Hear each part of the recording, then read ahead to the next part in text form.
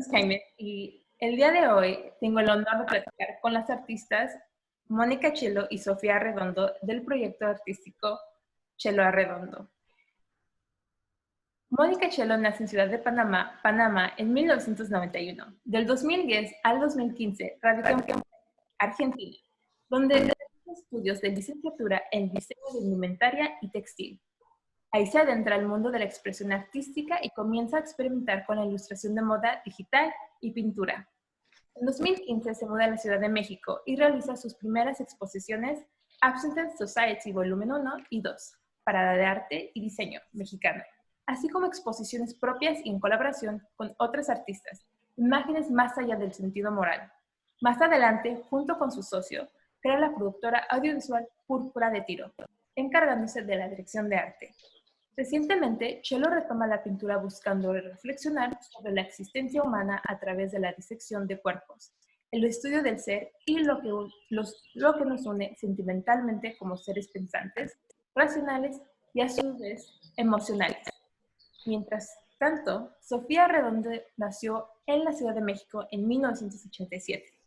Del 2009 al 2017 radica en Barcelona, España, donde realiza sus estudios de doctorado en Filosofía de Arte con mención internacional. Es creadora del proyecto multidisciplinario Video Poesía en Voz Alta, que une poesía, música, video y otras artes. Desde temprana edad se acerca al tapiz gracias a las influencias de su padre, pero no es sino hasta el 2018 que lo toma como práctica formal. Tanto en sus creaciones textiles como en su poesía visual, Sofía propone lenguajes estéticos que reinterpretan conceptos filosóficos como el tiempo, el espacio, la realidad, el ser, y que desconstruyen la relación del espectador con los objetos rompiendo sus fronteras. De esta manera, más que tomar el arte como un medio terapéutico, la artista busca transgredir sutilmente las quimeras que buscan anclar la verdad en el lenguaje, y así defender la autonomía del arte como apertura de mundo. La obra en conjunto entre Chelo y Arredondo parte de sus raíces multiculturales con las que crean mundos cargados de expresividad estética y a un mismo tiempo puentes orgánicos que unen distintas técnicas como el textil y la pintura, el teñido natural y el shibori 3D. La complejidad de cada uno de sus procesos, desde el lavado y el teñido de la lana con materiales naturales, así como la pintura en acrílico sobre tela de algodón, hasta el ensamblaje poco usual de cada uno de los elementos, dan lugar a obras que, más allá de la meramente visual, despiertan cuestiones tanto sensoriales como reflexivas. La obra de Chelo y Arredondo busca replantar aspectos de la realidad, entendida como mera dualidad, yo otro, aquí allá, verdadero o falso, para así abrir diálogos fraternos con la otredad, la alteridad y la diferencia.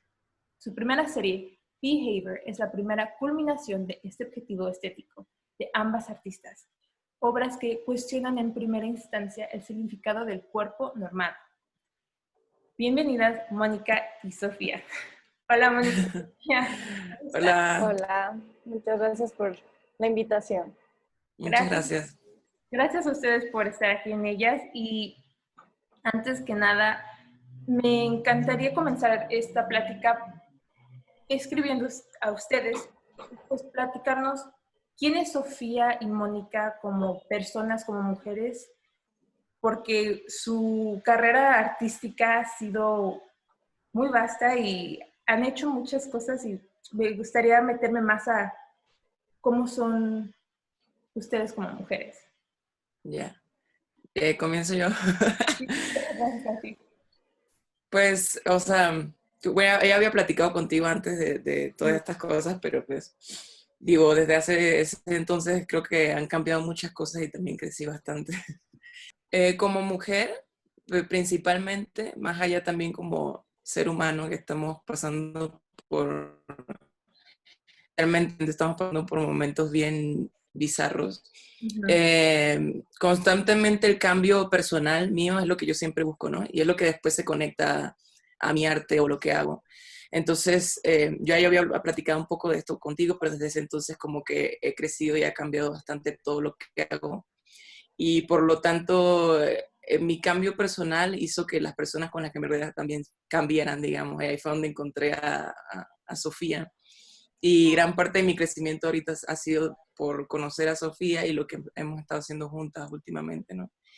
Y por todos estos cambios que he tenido como persona, ya sea por mis relaciones personales y laborales y todo eso, he podido encontrarme desde otra manera. Y tuve un poco de tiempo un poco separada de lo que hacía artísticamente. Yo tengo un proyecto que se llama Aguacate y Chocolate, aparte de mi arte personal que hago como Mónica Chelo. Y esos dos trabajos digamos, los separé, donde en Mónica Chelo hacía este tema de la inserción de los cuerpos y separar todo esto y hablaba más como de mi interior, como mujer, cómo me expreso yo como mujer, cómo expreso mi cuerpo y cómo tengo la libertad de mostrar el cuerpo a mi percepción y bajo mis reglas, ¿no? Y mucho más introspectiva. Entonces, juntando esas dos cosas en todo este tiempo, creé como unas pequeñas piezas que comencé a pintar y a desarrollarlas. Pero me desconecté tanto de mi tema artístico y hasta personal, emotivo, que las dejé a un lado por bastante tiempo. Pero ahí fue donde ya conocí más a Sofi, ella las vio y fue así como que, oye, hagamos algo juntas, ¿sabes? O sea, como que las revivió. Y de cierta manera también revivió esa parte que yo había abandonado, digamos, por mucho tiempo. Entonces, digamos que parte de mi crecimiento personal ahorita como mujer y como artista tiene mucho que ver con el haberme encontrado con Sofía ahorita.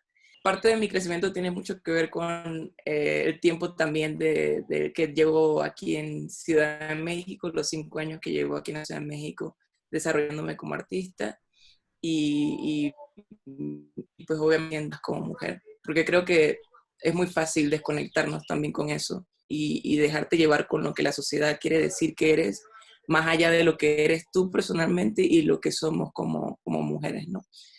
Entonces, pues sí, no sé si respondí bien, Sí, me explayé. no, me encanta. Vamos a platicar más de eso, de cómo, por qué te perdiste y cómo tú y Sofía se encontraron y crearon Shelo y Arredondo, ¿no? Y Sofía, ¿nos puedes platicar tú cómo eres como persona, como mujer y cómo llegaste? Bueno, luego vamos a pasar, pero ¿nos podrías describirte a ti? Claro.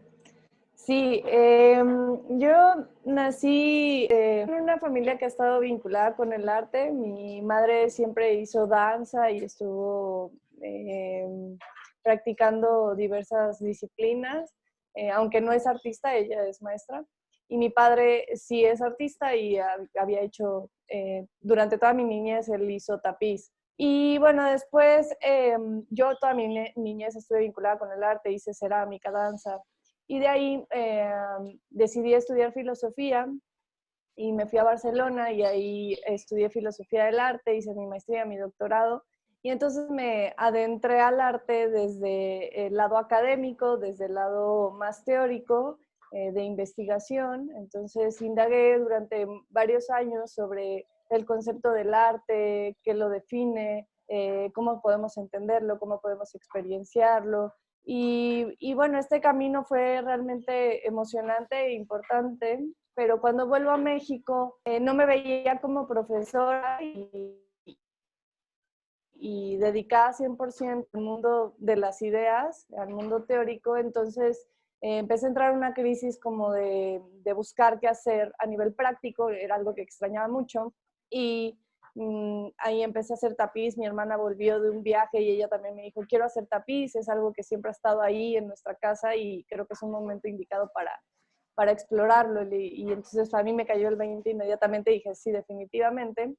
Y empecé a hacer tapiz y que era algo que yo en mi niñez ya dominaba, digamos, la técnica básica.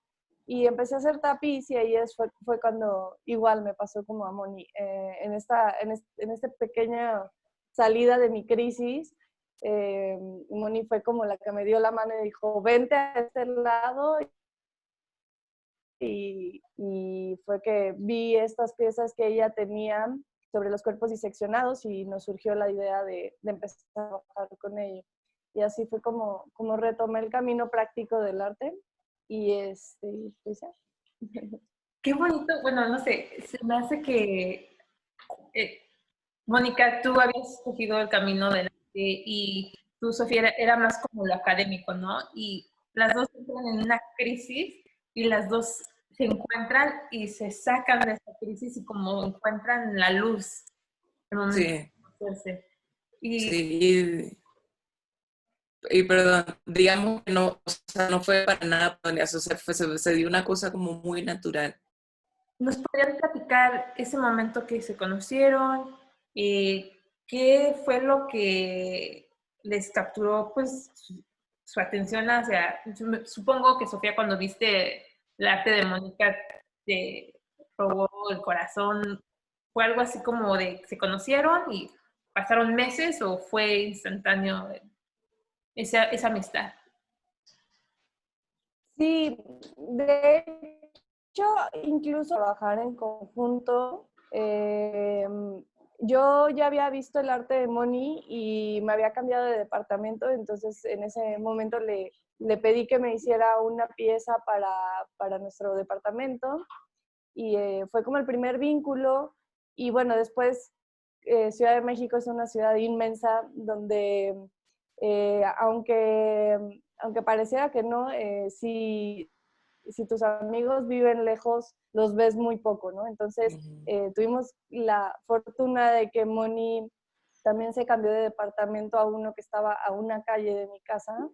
Entonces, eso propició que nos viéramos muchísimo, muy Ujú. seguido y el vínculo pues empezó a fortalecer.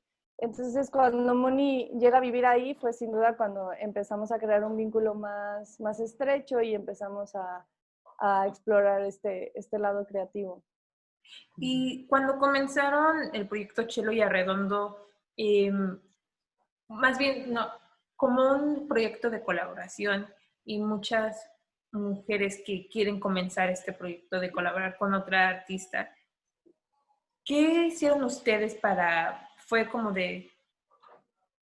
decidieron qué hacer primero, qué obra de crear o fue más entre sus pláticas, ustedes, sabes, estando juntas, fue cuando salió o fue como más de planear?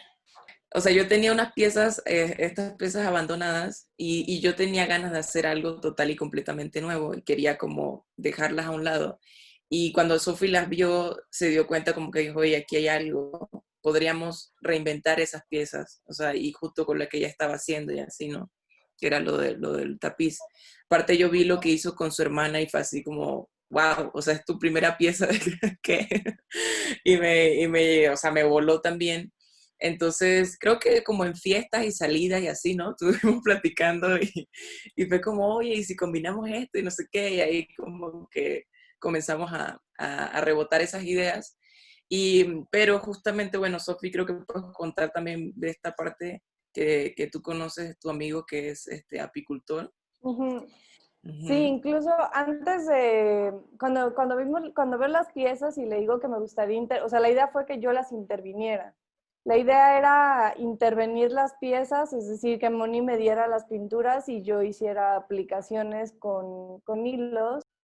Y este fue como el primer concepto que tuvimos y después se fue desarrollando más y pensamos en hacer algo así como un collage. Ujú. Entonces escogimos 4 piezas para llevarlas a un collage que es tapiz con pintura y en este proceso nos damos cuenta que las piezas que tiene Moni reflejan y trabajan conceptos que están muy relacionados con los de las abejas, que era lo que decía Moni hace un momento. Entonces yo tengo un muy buen amigo eh, que su padre se dedica a llevar una cooperativa bastante grande en México de apicultores y lo invité a la casa, invité a Moni, funcionan las colmenas, cómo funcionan las abejas, cuáles son sus roles sociales, digamos, dentro de las colmenas.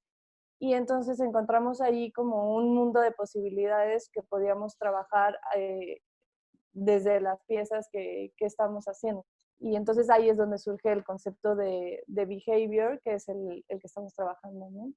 Excelente. Y se me hace muy interesante que, por ejemplo, tú, Sofía, estabas rodeada de ambas, ¿no? Estaban rodeadas de este mundo creativo y el tapiz siempre estaba en tu vida. Pero fue hasta años después, ¿no? Que fue cuando decidiste ya no estar en el sector académico y más bien tú tomar y crear, ¿no? Y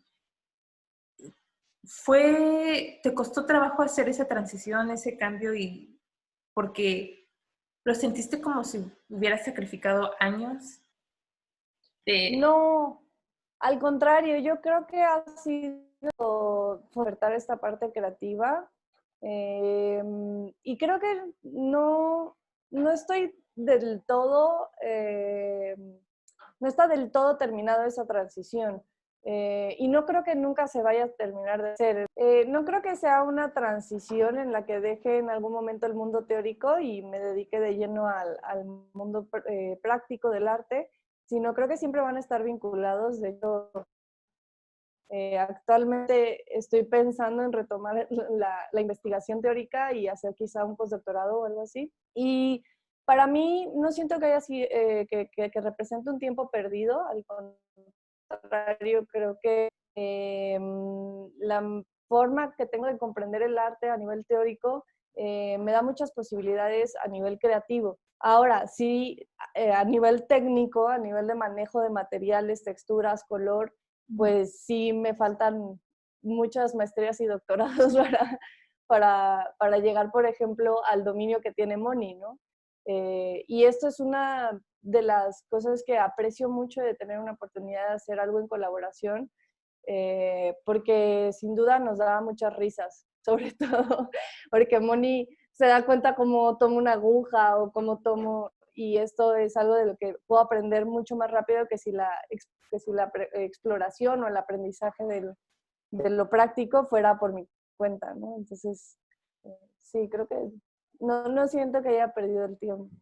Y yo siento lo que tú has aprendido en los años de estudiar y le has aumentado más al significado de estas obras, ¿no? Porque las piezas que ustedes están haciendo es mostrar una diferente imagen al cuerpo femenino, ¿no? Y entonces, no solo vemos estas piezas artísticas, sino también hay un significado, ¿no? De que tú también le puedes meter ahí con el tapiz, pero también como al lado, pues sí, como, no psicológico, pero darle más significado, ¿no? Y Mónica, tú platicaste en al principio que te habías perdido y habías dejado un poco tus proyectos y ¿nos podrías platicar por qué fue eso?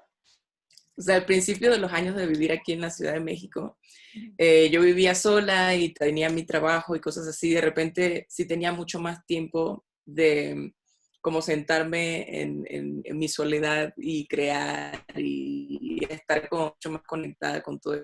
Yo me separé un poco del arte que estaba haciendo porque comencé a crear una empresa también desde cero y eso obviamente como que abarcó mucha parte de mi energía y de mi lado creativo, porque en la empresa yo me encargo de hacer la dirección de arte, es una productora audiovisual. Entonces, prácticamente eso se volvió como gran parte de mi vida y de repente sí creaba cosas y todo, pero no lo sentía como con la misma profundidad, como con las mismas razones por las que los creaba antes, ¿no? Por eso fue que cuando hice estas últimas piezas, que fueron las que quedaron abandonadas, las hice y ya no me sentía yo y decía, eso ya no me gusta, no es mío, o sea, pero siento que porque le faltaba como esa profundidad, ¿no? Eso que tenía antes y la manera en la que creaba las cosas yo antes, tenían otro tipo de profundidad, tenían como otro tipo de razón de ser.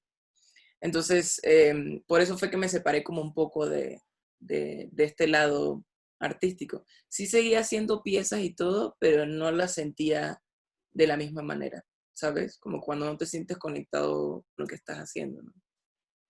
Y como ustedes como personas creativas, cuando se encuentran en ese momento de ya no encuentran la inspiración, tal vez sí la motivación, pero ya no sale nada para crear, eh, entran en un estado como de desesperación, de tristeza, y cómo salen de ahí para poder otra vez regresar, porque es bueno como hacer otras cosas, ¿no? Como alguien que escribe, ¿no? Sale y todo, pero cuando te dedicas esto al 100%, no, no es bueno quedarte en ese hoyo de no hacer Sí. nada, ¿no? No crear nada. Sí, o sea, a mí en lo personal lo que me pasó creo que fue eso, o sea, de repente mi vida se volvió una sola cosa y era como constantemente lo mismo. Y creo que como una persona que se expresa artísticamente, uno necesita tener diferentes estímulos todo el tiempo, por lo menos a mí eso se me hace como primordial, o sea, tener diferentes estímulos, o sea, conocer personas nuevas, ir a diferentes lugares, o sea, como que tener ese tipo de vida para que constantemente te sientas como inspirado. Y creo que a lo mejor eso es lo que a veces pasa cuando llegas como a ese punto de frustración, porque de repente lo que está alrededor tuyo es como lo mismo una y otra vez y pierdes inspiración, ¿no? Y por eso es como dices, o sea, tengo ganas de hacer esto, pero no puedo, quiero escribir, pero no me sale, quiero, entonces, ¿por qué? Porque estás como vacío, o sea, estás sin inspiración. ¿Y tú, Sofía, qué es lo que haces para poder regresar y crear y enfocarte en lo que estás creando, ¿no? Con tus manos. Sí, creo que igual que Moni, yo necesito estímulos de diferentes cosas a nivel social, o sea, entablar pláticas interesantes con mis amigos, profundizar temas, ver el trabajo de otros artistas, ir a museos, galerías. Creo que todo ese alimento te permite como distanciarte un poco de la obra y que estás haciendo en ese momento y luego retomarlo con nuevas ideas o energía, ¿no? Y creo que es parte también esencial del proceso creativo, esos vacíos o esos momentos en los que te atoras y que no encuentras inspiración para seguir, creo que son fundamentales, ¿no? Sí. No hay que instalarse en preocuparnos, ¿no? En que estamos sumergidos en un momento de poca creatividad, sino al contrario, vivirlos y aceptarlos como son. Uh-huh. Y me acuerdo cuando empezamos a platicar y a poder agendar esta entrevista, eh, estaban, supongo, en un estudio o en sus departamentos y trabajando juntas. ¿Cómo era eso antes de que comenzó la pandemia? ¿Nos podrían compartir esa experiencia de estar juntas, de platicar, colaborar, ya sabes, compartir esas ideas? ¿Cómo era antes de que todo esto comenzara? Sí, o sea, nosotros hemos estado trabajando en el DEPA de Sophie. Ella ha acoplado como un espacio en el departamento donde a inicio lo que hacíamos es que pues, trabajamos de cierta manera por separado, entre que yo hacía las piezas de pintura y Sofía hacía la parte de tejido, ¿no? Obviamente antes de eso nos juntábamos y hablamos cómo íbamos a hacer la pieza, la planificación, hacer el sketch sobre el bastidor y así, ¿no? Pero ya después en un momento nos separábamos, cada quien trabajaba en lo que yo avanzaba con las formas de las pinturas, entonces iba a su casa, la superponíamos sobre el bastidor y ahí íbamos ajustando donde ella ponía, o sea, como que teníamos ese estilo de trabajar juntas en cuanto a lo técnico. Ya en cuanto a la convivencia, pues la pasamos súper bien. Nos cagamos de risa, que si el vinito, y ahí platicando, música. O sea, sí, antes de la cuarentena, y creo que es gran parte de lo que extraño. Sí, creo que fue como una excusa, esto también, hacer estas piezas, también fue una excusa de cómo podíamos pasar más tiempo juntas, ¿no? Entonces creo que está cool porque hacer esta colaboración se ha dado también como con mucho amor. Aparte de la admiración que nos tenemos como artistas, ha sido también como con este tema de que, oye, vamos a hacer algo, ¿sabes? Como vivíamos a una cuadra también, era mucho más fácil. Igual, creo que a inicio de que comenzamos el proyecto, yo vivía cerca tuyo, pero al pequeño inicio. Ya después de Sí. que se fue desarrollando, ya yo vivía lejos y nos comenzamos a ver más. O sea que eso, sí, No, que eso, sí, eso lo hizo especial. Sí, creo que el vínculo fuerte que tenemos Moni y yo ha surgido del proceso creativo. Y ese proceso creativo definitivamente ha ido acompañado de una convivencia muy, muy linda, ¿no? Pero sí, entenderse con alguien a nivel creativo es complejo. Es complejo entender el ritmo del otro, la forma en la que eh, se inspira, en la forma en la que trabaja, la forma en la que le dedica tiempo, qué horas del día. Todo eso es difícil, ¿no? Por eso muchas veces las colaboraciones eh, pues son un reto interesante. Y creo que a Sí, nosotros, pues eso se nos dio de una forma muy fácil porque aparte de que somos unas obsesivas compulsivas con el perfeccionamiento las dos, sí, este, pues nos entendemos muy bien. O sea, creo que las dos, hay una parte del proceso creativo que es visualizar la pieza antes de hacerla, ¿no? E incluso conforme la vas haciendo, todavía no sabes ni siquiera con exactitud hacia dónde vas, aunque tienes una idea, pero ir descubriendo ese camino en solitario, pues es un proceso que depende de ti y ya está. Y si la pieza es, digamos, fiel a lo que te imaginaste al principio o no, pues eso lo sabes tú y ya. Pero claro. cuando lo haces en conjunto con alguien, pues es interesante porque tú estás visualizando algo y esa persona está visualizando otra cosa que depende además de muchas cosas, ¿no? Y luego que eso concuerde y que el resultado, digamos que nos haga sentir satisfechas a las dos, pues es lo que le da totalmente sentido a lo que estamos haciendo, ¿no? Que Sí. sabemos que pues ese mundo interno mío y ese mundo interno de Moni se reflejan en una pieza como síntesis, ¿no? De nosotras dos. y esta colaboración nace, obviamente, gracias a la amistad crea esta colaboración, ¿no? Y habías mencionado que es complejo poder trabajar con alguien más y ambas personas tienen diferentes imágenes en sus mentes, pero lo que yo había visto de su presentación es que ustedes ya tenían pensado, o sea, ya saben cómo va a ser cada pieza, cómo va a estar intervenida. ¿Nos podrían platicar cómo esos momentos de como de estar de acuerdo con una y la otra y poder llegar al mismo punto de estar de acuerdo, ¿no? Pero respetar al, a las dos como artísticamente? ¿No llegó un momento así como de que era complicado o fue súper fácil porque Sí. esta admiración y este cariño que tienen a una y la otra? Que yo creo que nunca se puso como en una base de que vamos a hacer esto, ¿estás de acuerdo? ¿Sabes? Como fue más de como ese vómito de ideas y de inspiración y fue como, wow, y esto y este color y tal. O sea, como que fue muy así y en ningún momento yo sentí que tuve que o pedir permiso por algo o decir así como que, oye, ¿te gusta esto? O sea, como que siempre fue muy de rebotar ambas cosas, lo que estábamos haciendo y por ejemplo, yo hacía los sketches como creo que los viste en la presentación, hacía estos sketches de los dibujos que ya tenía y ponía y los colores, y así también Sofía decía, bueno, este color o este material puede ir aquí, o de repente esto puede ser así, entonces como que entre las dos, mientras que veíamos las piezas, íbamos creándolas, y también con este tema que te decimos que las dos somos unas obsesivas compulsivas, que sí teníamos esta necesidad de tener la visualización de todas las piezas primero,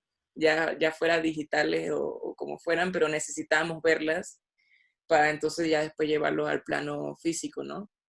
Y no sé si tú crees mucho en ese tema de los signos, pero yo tantillo sí. Yo soy Virgo, ella es Tauro, somos súper tierra, entonces las dos tenemos ese tema así de que, y eso para mí está perfecto. Sí. Y ustedes antes de como habían compartido de que antes de encontrarse estaban perdidas, ¿no? Pero, y platicaron de la admiración que tienen hacia la una y la otra. ¿Qué han aprendido de ustedes mismas mientras han colaborado y creado, intervenido estas piezas? ¿Qué se dieron cuenta que pueden hacer más en cuanto artísticamente y como personas? Bueno, puedo responderte en conjunto, Sí, en colaboración con Moni. Todavía no terminamos las 4 piezas que tenemos sí, y ya tenemos muy claro cuál va a ser la siguiente sí, serie. sí, ya sabemos. ¿Puede confirmar Sí. cuál va a ser la siguiente serie o es un secreto? Sí, pues es una idea un poco menos figurativa, más abstracta Ujú. y por ende más, quizá Más, con mayor exploración más entre libre. texturas, ajá, más libre, con mayor exploración entre las texturas de la pintura y el textil. Ujú. Ujú. Ujú. Pero sí, o sea, en este nivel de como de aprendizaje, y es como dice, o sea, no tanto lo que haya yo aprendido de Sophie, porque obviamente en el transcurso he aprendido un montón de cosas de Sophie y así como que, o sea, a mí me huele la cabeza la capacidad mental que ella tiene para aprenderse todas estas cosas, y, o sea, justamente eso que ella tiene, que es el lado artístico desde este lado más teórico y así yo no lo tengo para nada. Entonces, eso me ha ayudado a mí como también a escucharla, o sea, ella lee y me lee cosas y fácil el 60% de lo que me está diciendo son palabras que en mi vida había escuchado. Y pero ese tipo de cosas a mí me enriquecen, o sea, un montón. Me doy cuenta que tengo que leer más, o sea, que tengo que poner más pilas por ese lado. Pero al mismo tiempo me ayuda a ver las cosas desde ese otro lado. O sea, yo soy muy volada en cuanto a que todo lo quiero relacionar con mis sentimientos y eso hace que las cosas sean súper desbalanceadas. Pero yo siento que con Sophie como que o sea, me lleva como un poquito más a tierra esos pensamientos, ¿no? O sea, si ves, yo hablo mucho con las manos, es porque soy como súper radical y estoy así. Y Sofía es más tranqui, entonces como que me equilibra y me deja ver eso, que yo necesito tener más como esa paz mental, menos ansiedad, llevar las cosas a un tema mucho más racional de repente, ¿no? Entonces eso es lo que yo he aprendido trabajando con ella. Sí, a mí definitivamente me pasa justo lo opuesto, que es que el artista hoy en día se ve obligado a justificar sus obras, a tener su texto de artista, su texto curatorial, su Y eso me texto, estresa. como si fuera, como si su proceso creativo necesariamente tuviera que tener esta parte teórica, que yo lo defiendo. Yo creo que el artista debe leer sobre qué es el arte, ¿no? Pero independientemente de eso, no delimita su proceso creativo. Es más, diría yo lo contrario, cuanto más teoría sabes, más complejo se vuelve ir hacia tu interior, hacia la sensibilidad, la emoción, el instinto, las experiencias, los recuerdos, ese mundo íntimo y dejarlo como brotar de una forma natural, ¿no? Porque todo lo racionalizas y lo quieres meter en estos cajoncitos de conceptos que ya tienes estructurados en tu cerebro. Entonces a mí trabajar con Moni me permite eso, me permite olvidarme o intentar olvidarme o dejarme adentrar en un mundo íntimo, interno, fuera de los conceptos. Y eso es algo que aprendo todo el tiempo de Moni. Moni eh, quiere expresar algo y lo expresa y eso es una capacidad impresionante. Yo quiero expresar algo a nivel práctico con las manos y digamos que hay un desfase entre mi capacidad, mis manos, mi capacidad creativa y mi ser, ¿no? Y al contrario, si quiero expresarte algo con palabras, puedo pasarme aquí 3 días hablando, articulándolo todo. Sí, sí, sí. Entonces, Y ustedes como artistas en la industria de arte en México, porque siento que la industria del arte en México es muy diferente que aquí en Los Ángeles, ¿no? ¿Cómo, como mujeres artistas, cómo han podido ustedes manejar o seguir en esta industria y poder como que su voz y su visión sea compartida entre otras personas que admiran el arte? ¿Ha sido complicado o...? Creo que nosotras, o sea, como colaborando, como Chelo Arredondo, creo que recién nos estamos adentrando como a eso, ¿no? Y hasta lo personalmente te puedo decir que es como, digamos, donde yo siento que tengo más posibilidad de poder adentrarme al mundo artístico aquí, por lo menos en la Ciudad de México. Entonces, desde ese lado, o sea, hablando desde mi lado, siento que como que recién estamos entrando a ese mundo y queremos adentrarnos más justamente con esta serie, ¿no? Sí. Y, o sea, digamos, no hemos tenido la oportunidad todavía como de sí estar así súper a lleno. Obviamente tenemos personas que conocemos y que están alrededor de nosotros que nos están apoyando un montón, que van y ven nuestras piezas y nos dicen qué opinan y así, ¿no? Y son personas que ya están súper adentradas en el mundo artístico aquí en la Ciudad de México. Y eso nos ayuda bastante, ¿no? Porque nos están dando como un insight, digamos, o qué es lo que nos espera, ¿no? Entonces eso nos ayuda bastante.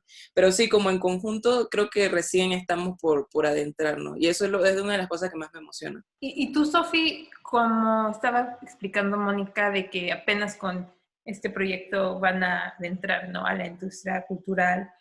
Tú comentabas que el artista de ahorita quiere explicar, ¿no?, y profundizar más contexto sus creaciones. Tú, como alguien que estaba en el lado académico y que ahora está entrando y, ya sabes, creando cosas con sus manos, ¿cómo lo estás viendo a esta industria y Sí. qué quieres cambiar? Más bien porque tú tienes otra perspectiva, ¿no?, diferente que Mónica. Sí, no, yo no estoy del todo segura de que el artista sea el que quiera describir su obra, sino más bien es la propia industria. ¿Ahí se trabó? No. No. Es la propia industria la que está exigiendo que el artista redacte un texto que define a la obra, ¿no? Sobre todo en el arte contemporáneo o el arte conceptual, tiene esta exigencia, como que pareciera que las obras en sí mismas no son suficientes. Y bueno, creo que en realidad eso de lo que habla es que el espectador no es suficiente para el arte que se hace hoy en día. Lo Y no al revés. subestima. Totalmente. Entonces, quien no está capacitado para leer el arte contemporáneo, pues necesita un texto al lado que se lo defina. Independientemente de esto, creo que los textos pues ayudan, ¿no? Tampoco hay que estar peleado con ellos. A mí me encanta escribir sobre todo texto curatorial. Y ahora que tendría que empezar a adentrarme en el mundo de la industria del arte, creo que el mundo del arte en sí, la experiencia que propicia el arte, es autónoma a la industria del arte, ¿no? En la industria del arte puede o no haber arte. Puede haber mercancías que se hacen pasar por arte para mover intereses, para mover prestigios, para mover dinero, pero no necesariamente todo lo que hay en la industria del arte es arte. Sí. Y creo que hay mucho arte fuera de la industria también. No tengo esta visión del arte como aquello que está dentro de los museos, ¿no? No creo que algo tenga que ser arte para estar dentro de una institución o que una institución te lo autorice, ¿no? Entonces creo que definitivamente en este proceso para entrar al mundo del arte y comer de eso y por ende estar relacionada con la industria, definitivamente siempre defenderé la autonomía del arte, es decir, que tanto el artista como la obra sean algo en sí mismos, que es independiente de los roles, los intereses y los dictámenes que hace la industria del arte, ¿no? Sí. No con eso quiero decir que estoy peleada con la industria, pero sí definitivamente que siempre voy a defender ante todo la capacidad expresiva y creativa autónoma, ¿no? Sí. Y yo siento que eh, ahorita que estamos viviendo en un mundo ya diferente, bueno, hace unos meses era un mundo diferente y ahorita más. Eh, Ahora que artistas se encuentran dentro de sus hogares y creando, no tratando de ser parte de, a ser aceptados, ¿no? Por estos críticos, estos museos, estas galerías, ya tienen como la libertad de crear, ¿no? Y no necesariamente complacerles a ciertas personas que deciden si eres artista o no, o si es arte o no. Ustedes como estaban platicando que antes trabajaban separadas y luego llegaban al estudio y intervenían las piezas. ¿Cómo les ha afectado ahorita la pandemia y la cuarentena que ya no pueden estar juntas y terminar las piezas? ¿O se ha puesto en pausa o han continuado aparte siendo ciertos? Pues la última pieza que estábamos haciendo, que era la segunda, se llama The Scout, la exploradora. Esa sí, ya la habíamos avanzado un poco, ya yo tenía la pintura y Sofía ya tenía bastante avanzado el tejido. Entonces, cuando comenzó esto de la pandemia y que pensábamos que iba a durar, no sé, un mes, una cosa así, que todavía éramos bien ingenuos con ese tema, yo me quedé con el bastidor y pues le pegué la pintura y terminé, digamos, como el proceso de por lo menos montarla, pero detallitos, que esos eran los detallitos que donde íbamos a la casa de Sophie, ahí nos poníamos a terminar esos detallitos y a que la pieza quedara total y completamente perfecta. Esa es la parte donde obviamente no hemos podido, digamos, avanzar, porque eso sí es presencial, o sea, tenemos que estar las dos ahí con la pieza y ayudarnos a ver esos detallitos que necesita y para que quede así a la perfección. Entonces, obviamente sí hemos tenido que parar un poco la creación de todas estas piezas, pero pues seguimos como ideando estas otras ideas, ya sea para la siguiente serie o qué más podemos hacer para las que vienen, ¿no? Porque entre cada una creo que hemos encontrado cosas nuevas y nuevos retos, entonces le hemos ido como añadiendo y cambiando un poco también esos primeros sketches. Sí. Sí, nos preparamos también un poco en el sentido de que Moni hizo los moldes de la tercera y la cuarta pieza con la idea de que yo las pueda empezar a tejer independientemente de que no estemos juntas, ¿no? ¿Y qué habías, Mónica, mencionado de estos retos que te habías encontrado, ¿no? Ahorita en creación, ¿cuáles fueron esos en cuestión como artísticas? Porque obviamente entre ustedes no, pero en cuanto a ustedes hacerlo, crearlo, intervenirlo, ¿cuáles fueron esos? O sea, por ejemplo, yo haciendo la pintura aparte ya en mi casa y haciéndole todas las cositas que hago, ya llegando con Sophie, que lo habíamos montado en la pieza, o sea, ya cuando ves algo, digamos, ya completo, ahí obviamente se te comienzan a salir dudas de que, bueno, ¿qué pasa si esta parte no va ahí o si la movemos acá? O Sophie de repente era como, bueno, le saco un poco más el tejido, lo meto, cosas así, ¿no? Entonces, esos eran como, digamos, esos pequeños retos que teníamos, o de repente cuando las dos estábamos sobrepensando la pieza un montón y nos quedamos hora viéndola, y era así como, necesita algo más, no, necesita algo más. Y yo de repente era como, no, déjala así, no, ya no la toquemos, ¿no? Y entonces era todo el tiempo eso, ¿no? O sea, como ese reto de también saber cuándo parar, ¿sabes? Que eso también es un tema, o sea, y para mí siempre ha sido un tema. Entonces, ese tipo de retos, o sea, más que todo de hasta qué punto llegamos con las piezas o de repente ya retos técnicos, ¿no? De cuánto nos costó conseguir el adhesivo que utilizáramos para pegar las pinturas al tejido y, o sea, sí, ese tipo de retos que salieron, ¿no? Digamos, de esa índole. Y ustedes tienen, bueno, Mónica, habías dicho como tienes esa dificultad de tenerte donde piensas que la obra puede continuar más. Tú, Sofía, eres me imagino que la más como centrada tú paras a Mónica y dices, no, aquí se tiene que detener, o es más como, No, no, hay que meterle más, hay que meterle más. No, no. un día antes de ponerle látex, que es un adhesivo natural que lleva la parte de atrás del textil, ya le estaba yo diciendo a Moni, vamos a quitarle esto y vamos a Sí, meterle esto. Y Moni fue de, no, ya. sí, Pero sí, no, ya. creo que, no sé por qué, pero nos ha pasado que en el momento en el que yo le digo que llego a este momento en el que no hay inspiración y que estoy atorada mentalmente y todo, y le digo, Moni, ya no me gusta nada, lo voy a destejer todo, no me gustó nada. Moni está como de, no, venga, está súper chido, a mí sí me gusta, tú síguele, no sé qué. Y luego Sí, Moni me dice a mí, oye, es que no me gustó nada cómo lo pinté, lo quiero volver a hacer, es que no. Y en ese momento yo me siento inspirada y le digo, o sea, como hasta ahora no nos ha tocado que las dos estemos bajoneadas. sí, no. Entonces eso nos ha ayudado.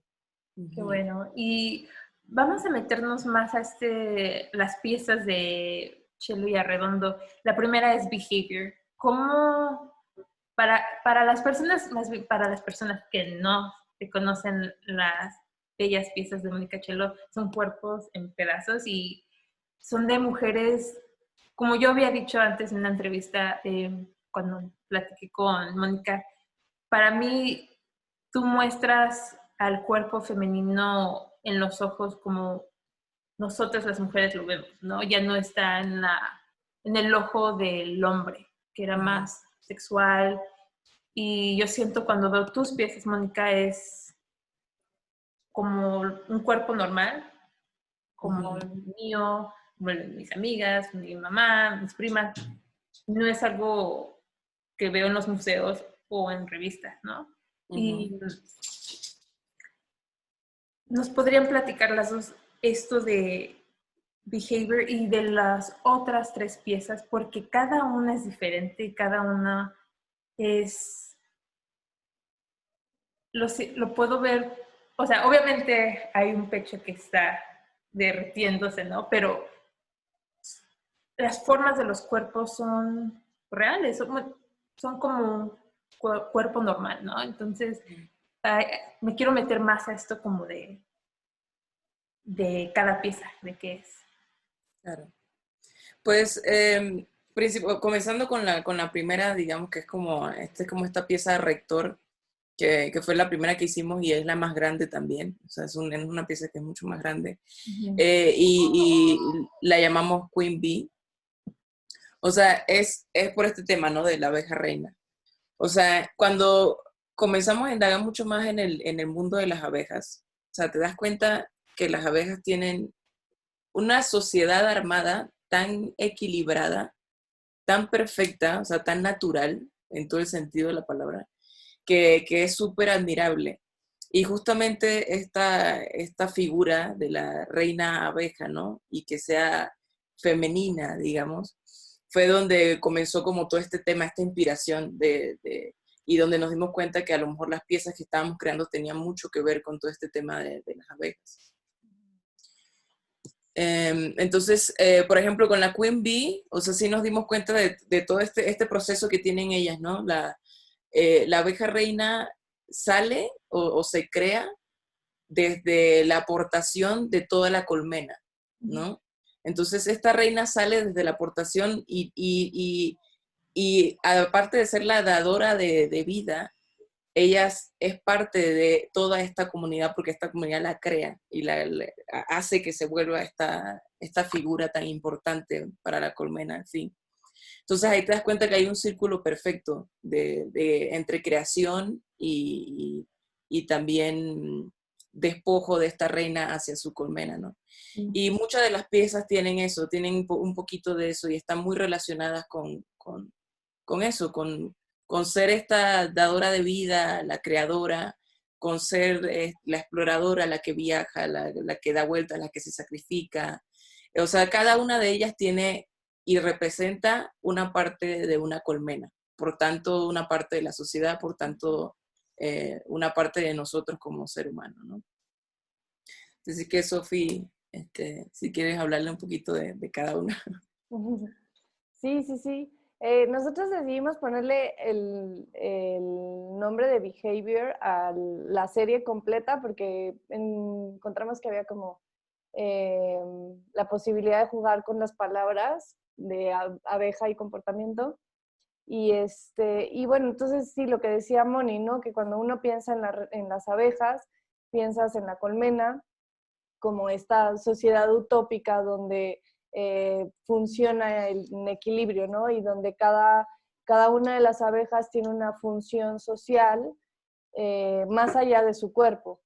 Entonces, pero también a partir de su cuerpo, aunque el cuerpo dictamina si es una reina o si es una obrera, eh, esa dimensión de su cuerpo no delimita la función en equilibrio de la colmena completa. En cambio, el cuerpo visto desde nuestra dimensión social, desde nuestros discursos meramente humanos, ya sean feministas o machistas o éticos o antropológicos, o el cuerpo, pues ahí en la explicación que tenemos nosotros decimos que el cuerpo es memoria y símbolo de lo social, ¿no? El cuerpo que tenemos hoy en día, por ejemplo, las mujeres, es muy distinto al cuerpo que tenían las mujeres en el siglo XV y diferente al de las griegas, ¿no?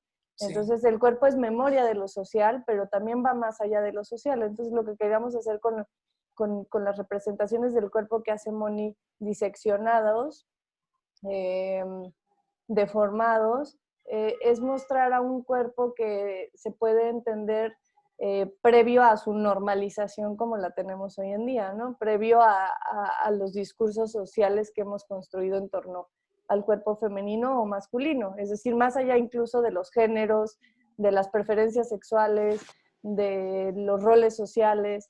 Entonces, como decía Moni, Queen Bee es esta reina abeja que hay un dato muy curioso que nos fascinó de las reinas abejas, que es que cuando muere la reina abeja de una colmena, las obreras alimentan un número específico de huevos, creo que eran como 20 huevos, que son de reinas abejas. Entonces les dan jalea real, la más pura que tienen, y cuando nacen esas 20 abejas el mismo día, que era una vez a no sé cada cuánto, estas, en el momento en el que nacen, hacen una batalla campal entre ellas y la que gana, la que mata a todas las demás, es la que se convierte en la reina abeja. Pero en este proceso, para convertirse en la reina abeja, hay algo que es muy interesante, que es el único momento en el que utilizan su aguijón. Y en esa pelea se deshacen de su aguijón, ¿no? Entonces, ahí está esta reinterpretación nuestra de cómo hay un acto de desempoderamiento para construir el equilibrio social, ¿no?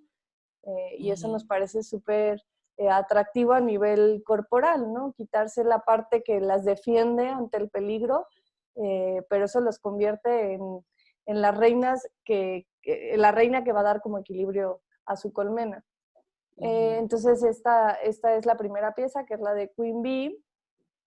Y luego tenemos la exploradora, que como decía Moni, es esta viajera que se va a buscar otras fronteras y que está pero no está, o sea, es un elemento esencial en la colmena, porque es la que trae el alimento, pero a la vez no está, no está físicamente presente, ¿no?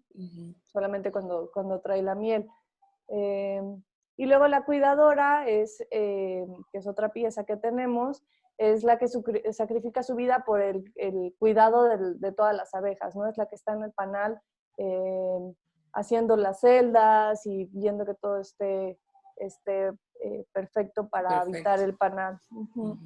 Y luego la protectora es esta abeja anciana que ya no se dedica a ir a buscar miel, que ya no se dedica a pelear contra posibles peligros, sino que ella desarrolla 5 ojos. Y eso es un dato bien interesante de las abejas, ¿no? Que las abejas ancianas tienen 5 ojos para mirar en 360 grados y poder proteger mejor el panal.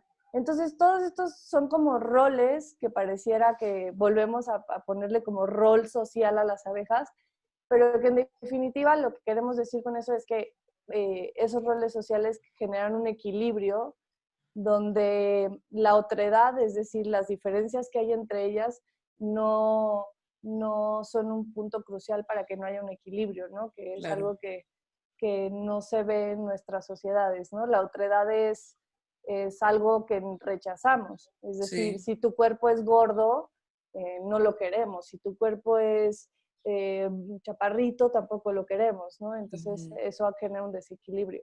Y aquí no, al contrario, vemos que las diferencias son lo que enriquecen el equilibrio de la colmena. Sí. Y, Las diferencias entre cada una de ellas y lo esencial que es el valor que tiene cada una de ellas para que todo sea perfecto y tenga un equilibrio, ¿no? Que como dice Sofía es lo que no tenemos nosotros. O sea, no hay esta escala jerárquica de quién es más importante, o sea, solo porque es la reina, ella es más importante. No, sino que si no está ella o no está la exploradora o no está, si no está un elemento, todo se va. ¿Sabes? Entonces, eso es lo que queremos como mostrar en nuestras piezas y de repente hace un poco de espejo nuestras piezas a nuestra sociedad, lo que nosotros quisiéramos que fuera, ¿sabes? Más allá de mostrar el cuerpo como un ser humano, sino más como un ideal de lo que podría ser nuestra sociedad. Y desafortunadamente pasó esto de la cuarentena, pero me gustaría saber cuáles son los planes que tienen pensado para cuando terminen estas piezas. ¿Qué van a hacer? ¿Van a hacer una exposición? ¿Cómo van a poder ver las personas estas 4 piezas de The Guard Bee, The Caretaker, The Scouts y The Queen Bee? Pues teníamos en planes y platicando con varias personas en diferentes galerías de poder presentarlas a partir de agosto, era, ¿no? sí. Agosto, octubre y noviembre teníamos por ahora. Pero pues obviamente eso ya no creo que vaya a pasar, pero sí teníamos planes de exponerlas y seguimos teniendo esos planes, o sea, obviamente queremos terminarlas todas y apenas que esté todas terminadas ya comenzar a conectarnos otra vez con esos contactos y poder hacer una exposición. La exposición nosotras también la veníamos trabajando que fuera más allá de una exposición de piezas, sino también como una experiencia. Eh, entonces sí, digamos que es algo que tenemos como así, de que ya tenemos muchas ganas de hacerlo, porque pues sí, más allá de poner las piezas, también queríamos crear como una experiencia visual y ¿cómo se llama? Como Auditiva también, porque ajá, auditiva y con el olfato, o sea, con todo. Queríamos hacer el gran opening. no, lo que estabas platicando, Sofía, de todo la dinámica en la comunidad de las abejas, y, o sea, imaginarme de la experiencia y ver estas piezas, estaría muy padre, la verdad, pero ojalá sí se pueda hacer pronto y si no, nunca han pensado tal vez de hacer las piezas como a través del internet. Yo he visto que varios artistas, en vez de tener sus piezas en galerías, están haciendo las galerías dentro de sus departamentos, casas, sus hogares. Uh-huh. Digo, sí, podemos como ver opciones y todo. Ahorita estamos como concentradas en poder terminarlas, ¿sabes? Y que queden específicamente como queremos y más con nuestro perfeccionismo, así de que ya queden a la perfección. Pero sí, digo, también es una buena opción y creo que nos tenemos que acoplar también a todo esto que está pasando, ¿no? Sí. Y quiero ahora platicar como individualmente. Obviamente ustedes dos están creando estas series, estas intervenciones, pero ustedes qué han hecho, qué han creado individualmente mientras han estado separadas, no poder trabajar juntas.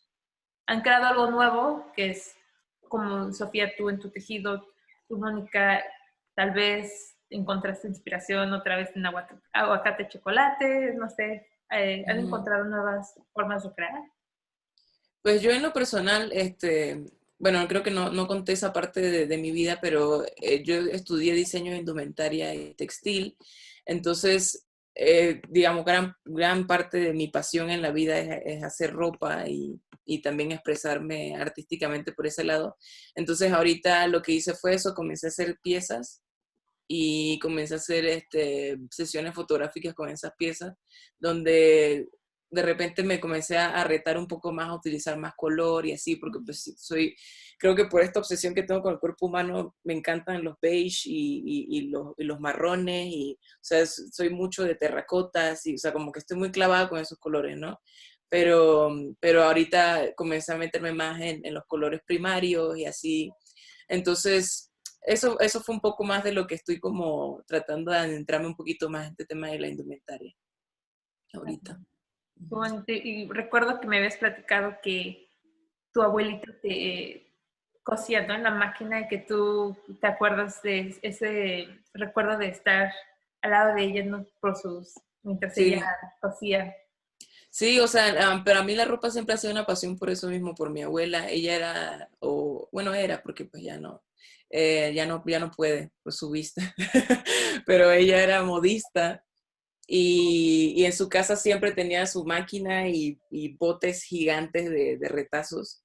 Y yo me acuerdo siempre de muy chiquita meterme en esos botes de retazos y tirar la ropa y las piezas de tela y tocarlas y jugar con ellas. Entonces siempre estuve como muy conectada con ese tema de las telas y la ropa, y me parecía o sea, me llamaba mucho la atención cómo podías agarrar un pedazo de tela cuadrada y de repente volverla en esta pieza casi que tridimensional que funciona en el cuerpo humano con movimientos, con necesidades, ¿sabes? Y más en Panamá, que hace un calor horrible.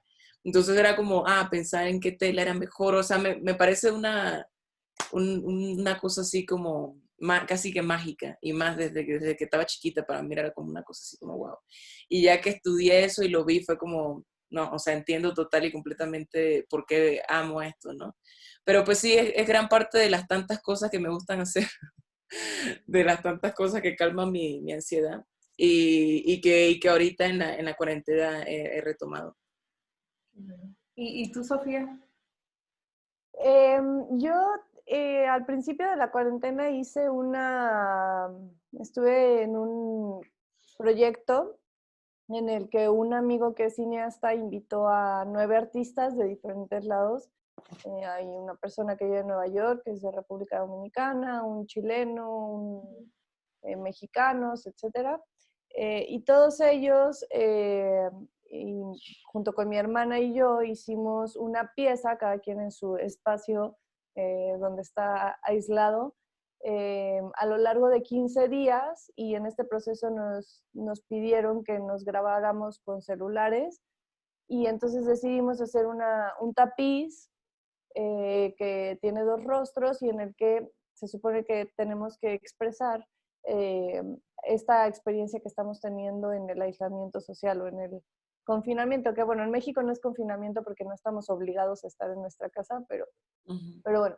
Y entonces creamos un tapiz que fue muy interesante porque fue bajo presión, entonces nunca había hecho un tapiz que tenía que terminar para un día en específico, ¿no? Entonces fue una experiencia muy interesante junto con mi hermana, y eso fue al comienzo, y luego ahora estamos tratando de terminar otra pieza que teníamos ahí en pausa, ya como para cerrar esas piezas inconclusas, y ya, y en realidad desarrollando un poco de ideas para la videopoesía que hago en voz alta, que también tengo una pieza con Moni, en la que Moni hizo una pintura y además ella hizo el video, y yo recito una poesía y mi pareja hizo la música, eh, y ya, prácticamente esto. Y antes de hacer esta grabación, nos mandaron unas preguntas. De hecho, yo eh, dije una en la plática, pero Melba Telles preguntó, ¿qué tan estable es esta industria? Y también quiero agregar, ¿qué tan estable es esta industria después de la cuarentena? Porque ha afectado o sea, el mundo. Entonces quiero saber Antes, ¿qué tan estable era? Y ahorita, ¿qué tan estable es? Yo creo que cualquier intención de ponerle estabilidad a algo en una sociedad como en la que vivimos es es falso, no es del todo cierto, no hay ninguna estabilidad. La estabilidad es ficticia, tanto así que un virus nos vino a cambiar todo en un momento de Es la noche a la mañana. súper Entonces no relativo creo, también. sí, no creo que haya ningún tipo de estabilidad, no creo que la hubiera antes. En realidad es algo que se busca a diario y que la industria desarrolla los medios para tener una cierta seguridad en sus producciones, en sus roles, pero no creo que haya ninguna estabilidad. Lo que sí creo que hay es la oportunidad de reinventarnos y reinventarnos como artistas en el sentido de nuestro proceso creativo, también en nuestro proceso para exponer las piezas y también para la industria, las galerías y museos o centros culturales, incluso encontrar los medios para repensar los espacios donde se exhiben las obras. Esta semana justo le escuché una conferencia del Instituto de Investigaciones Estéticas de la UNAM, donde Cuauhtémoc Medina, que es uno de los grandes críticos de arte de México de la actualidad, él es curador en el Museo de Arte Contemporáneo de la UNAM, en MOAC, y él hablaba sobre las posibilidades que existen hoy en día para el museo. ¿Qué va a pasar cuando termine el confinamiento? Que en realidad no va a terminar del todo el aislamiento social, porque ya no es pensar al museo como este lugar de masas y masas de gente que entran y salen, va a ser difícil por lo menos los próximos 2 años, ¿no? Entonces él decía que qué va a pasar, ¿no? ¿Cómo vamos a pensar el museo en los próximos meses? Y él dice que tuvo la fortuna de que antes de que el ser humano se imaginara algo así como el coronavirus, eh, el MUAC empezó a darse cuenta que tenía que reinventarse y repensar el museo no solo a nivel físico, material, como un espacio al que se va, sino también como un espacio digital para atender las necesidades que se viven hoy en día, que pasamos gran parte de nuestro día en el mundo digital, ¿no? Sí, conectados. Sí, y entonces antes de que llegara el coronavirus hicieron algo que se llama Sala 10 del MUAC. Y la Sala 10 del MUAC tiene 9 salas físicas donde hay obra expuesta constantemente, y ahora crearon la Sala 10, y la Sala 10 es la sala digital del MUAC. Entonces les cayó como anillo al dedo, ¿no? Porque después llegó el coronavirus para decirle, sí, por ahí es. Entonces creo que no hay estabilidad, pero sí, afortunadamente, cuando no hay estabilidad, la creatividad surge, ¿no? La creatividad necesita de crisis, de inestabilidad, de inseguridad, digo, Sí, tomado con pinzas, no quiere decir que necesitamos vivir en un mundo feo no, para crear arte, pero pues definitivamente creo que es una oportunidad para repensar cuáles van a sí. ser las vertientes del arte. Ujú. Mónica. Sí. O sea, sí, ahorita, como dice Sofi, es un momento de oportunidad, más que todo. Y creo que el hecho de que ahorita también estamos, no solamente pensando en esta sociedad, en que si la sociedad es estable, que si las industrias en las que trabajamos son estables, sino estoy yo estable, o sea, y ya comenzando desde ahí, creo que eso es lo importante ahorita, o sea, que comencemos nosotros también a indagar primero con nosotros antes de preocuparnos de lo que nos está rodeando. Creo que es un momento que necesitamos primero nosotros, no necesariamente encontrar una estabilidad, porque, pues, como dice Sofía, no existe eso. Es como decir de que quiero estar feliz, ¿sabes? Es algo que estás buscando todo el tiempo, es parte de esa rueda que necesitamos seguir empujando, pero pues nunca lo vamos a encontrar del todo. Entonces, creo que ahorita lo importante es eso, es concentrarnos más bien en nosotros y buscar qué puedo hacer yo para aportar a este momento de oportunidad, ¿no? Y tratar de encontrar a lo mejor un equilibrio emocional y, y tratar de aportar algo a cualquier industria que sea a la que estemos. Aprovechar este momento de pausa. es eso. ¿Y cómo platicamos artísticamente, pero en términos de emocionalmente y mentalmente, cómo eh, se han cuidado y encontrado paz durante estos momentos como personas? ¿Cómo se han cuidado? Pues, o sea, en lo personal, yo estoy atravesando un montón de cosas ahorita profesionalmente digamos, como en el espacio del amor con mi pareja, con mi expareja. O sea, me ha tocado un montón de cosas ahorita, ¿sabes? Se juntó todo. Pero creo que justamente este momento ahorita de pausa, donde la vida nos dijo, saben que todo lo que ustedes pensaban que era, no es. Y eso de repente es un montón de información que puedes recibir y de repente la NASA te está tirando videitos de aliens para acabar de rematar. Entonces, o sea, sumándole a todas esas cosas, creo que ahorita repito lo mismo, o sea, como que es un momento más que todo de tratar de buscar este ideal de que quiero estar bien y quiero que esté todo bien. O sea, ahorita va a ser imposible porque hay una inestabilidad económica y hay una inestabilidad en general. Entonces creo que es más bien un momento, más allá de lo que he tratado yo de buscar una paz, en realidad es como de encontrarme, ¿sabes? Porque creo que al encontrarte y a saber bien qué es lo que necesito yo, qué quiero, qué voy a hacer yo con este tiempo. O sea, todas esas cosas, esas preguntas te van a ayudar a ti a sentirte mucho más cómodo contigo ahorita y por lo tanto con las personas que tienes alrededor, ¿no? Entonces, eso es lo que estoy tratando de hacer yo ahorita. Más bien encontrar un equilibrio emocional conmigo misma para poder sentirme mejor con todo lo demás y sentirme un poquito más lista emocional y físicamente para lo que se viene aparte. Sí, yo creo que, no sé por qué, pero estaba muchísimo más ocupada bajo la contingencia o bajo el aislamiento social que antes. He tenido como, no sé, me han salido varios proyectos que he podido hacer desde casa y entonces he estado muy ocupada y creo que eso me ha permitido vivir la cuarentena desde un proceso creativo muy activo.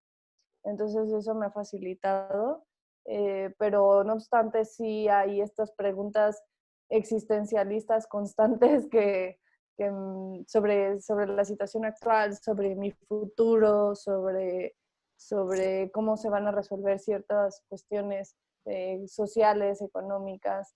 Y pues todo eso trato de manejarlo desde una forma expresiva a través del arte. Y si no, pues trato de hacer ejercicio, de estar activa físicamente, que también es algo que me ayuda. Y ya. Uh-huh. Y la verdad, pues esto que de la cuarentena, pues sí nos ha afectado a todos, ¿no?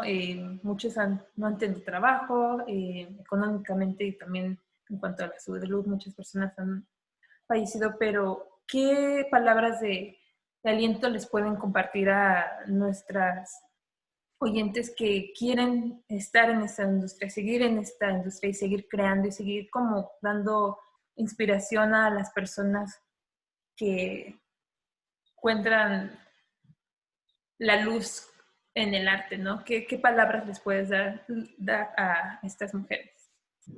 Yo creo que ahora más que nunca todos los ámbitos artísticos son súper importantes y creo que ahorita la gente se está dando cuenta que son importantes porque de repente a mí me pasó y me pasaba mucho antes cuando yo decía, bueno, es que quiero hacer ropa o quiero pintar o quiero no sé qué y lo primero que te decían tus familiares más cerrados o tradicionales, era como, ¿y vas a ganar plata con eso? ¿Y cómo vas a hacer? Y, o sea, como ese tipo de preguntas que de repente hasta te podían bajonear un poco en ese momento, pero siempre hubo esa certeza de que esto es lo que a mí me gusta, lo hago porque lo amo y así, ¿no?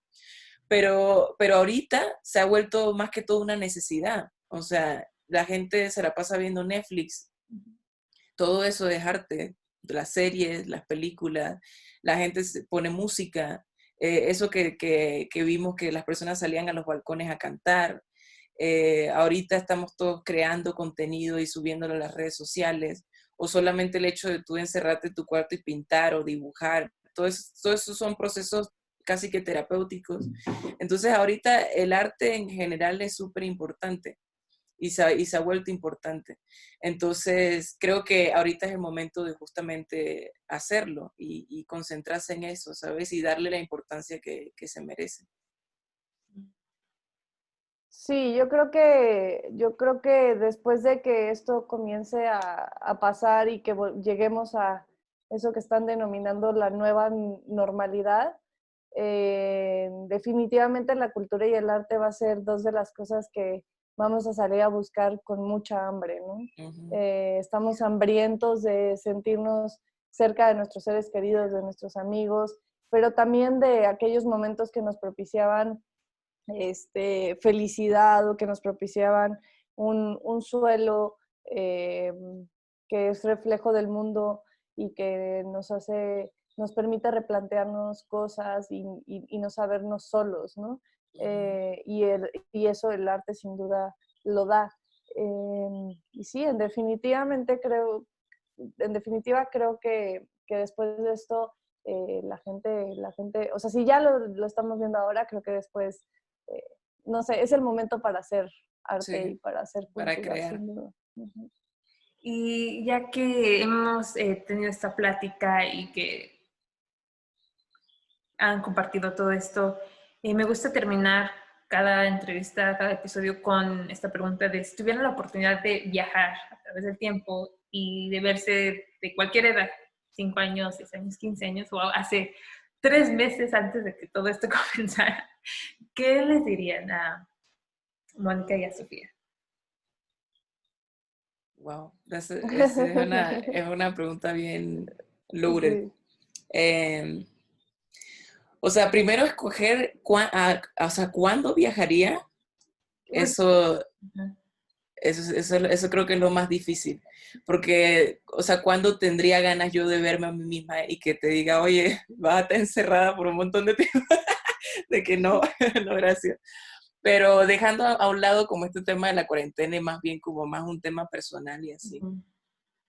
Yo creo que yo volvería a mi etapa de adolescencia, que creo que era como el momento donde estaba, o sea, más insegura y no tenía idea de quién era yo como la gran mayoría de los adolescentes, pero estaba, o sea, yo tenía un nivel de inseguridad y desconfianza en mí misma y no me quería, o sea, creo que viajaría en ese entonces y me daría un poquito de esperanza verme ya crecida y con mucho más confianza en mí misma y decir, oye, todo esto que te está pasando ahorita, pues es una tontería. La gente que está aquí no la vas a volver a ver.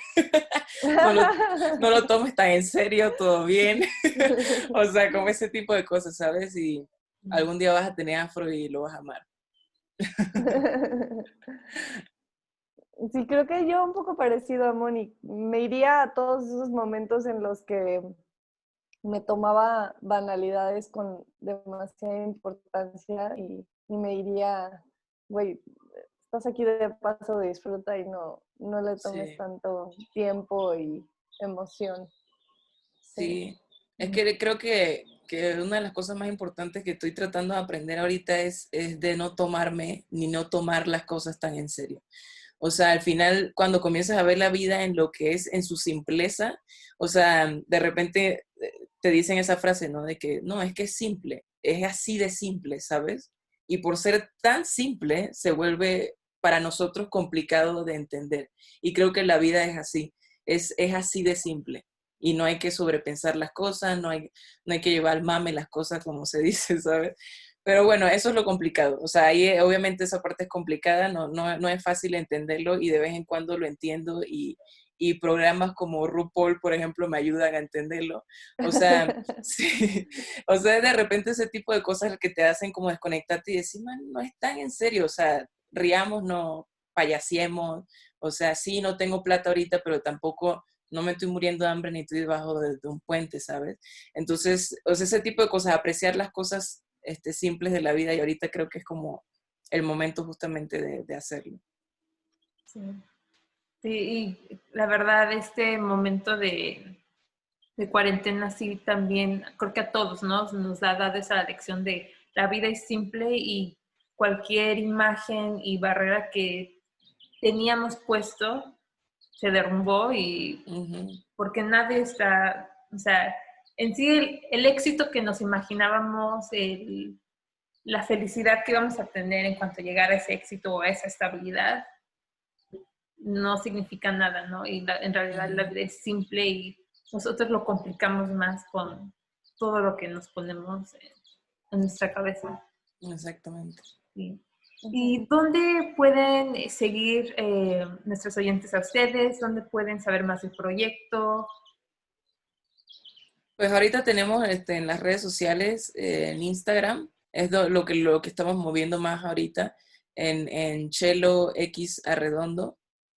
Ahí nos buscan así y pues ahí estamos subiendo todas las piezas, escritos de cada una de las piezas o escritos también personales y el proceso de cada una de ellas. Perfecto. Y por favor vayan a seguir a Mónica y a Sofía y vayan a ver las piezas y todos los textos, sus fotos, las fotos que tienen de ustedes dos me encantan y Ay, gracias. esto de tu amor hacia los colores terracota sí se refleja mucho. Sí, siempre sí. Me encantan y espero que les haya gustado este episodio, esta plática con Mónica y Sofía y pueden escuchar un nuevo episodio en 2 semanas. Síguenos en Instagram a Ellos The Podcast, en ELLAS The Podcast, o manden un correo si quieren ser unas invitadas aquí al podcast, o dejar un comentario a ellosthepodcast@gmail.com. Es ELLAS-thepodcast@gmail.com. Muchas gracias. Vamos a tener un nuevo episodio en 2 semanas. Adiós.